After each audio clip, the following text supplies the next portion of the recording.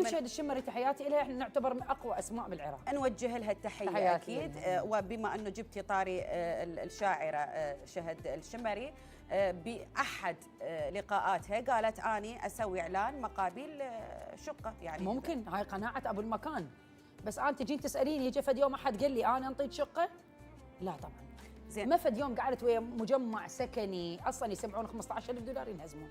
هاي دا احكي لكم ارقام حقيقيه ومن واقع هسه من هالحلق.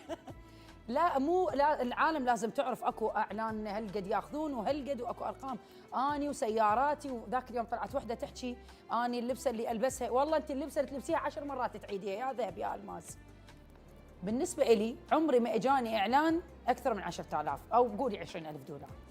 طبعا هذا له مده ووقت. صح. بس قولي لي هل فد يوم الاعلانات هذا العمر كله؟ لا هذا الحدث انا قاعده ايجار. والله انا ردت اقول هاي الكلمه قبل لا انت تقوليها، يعني المتعارف اليوم واضافه لهذا اللي هي ما حكتها حتى سيارتها ايجار. بالضبط. يعني بالضبط. انا ماخذه شقه بالاقساط، الحدث طبعا ما استلمتها. ما ادري ايش يتخيلوني بيتي بركن بالاميرات. ما فد يوم اجى واحد قال لي هاي 50,000 دولار مقابل كم شهر مثلا. ماكو هاي الارقام. يعني اكو ناس كل كم يوم تبدل سياره، وهاي السياره معروف عند كل العراقيين 300,000 دولار سعرها. صح.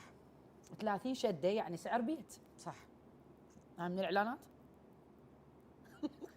مشهورات يفوتون محلات للذهب، واحنا دا نشوف اسعار الذهب، ما حد يتجرأ يفوت من يم المحل، مو يدخل يشتري من عنده يعني، بس دا يطبون يتسوقون ويطلعون ويقول لك انه انا مسوي اعلان لصاحب المحل. هذه هم من صدفتك ولا؟ والله هو اقوى ابو مجوهرات موجود بالعراق، يعني اذا اراد قلبه ينطي ينطي تراكي طقطوقه، ينطي محبس، ينطي زنجيل خفيف. يعني هذا اللي دا نشوفه انه واحد يتسوق ويطلع شو باتفاق ويا صاحب المكان، ولا انه بس للنشر؟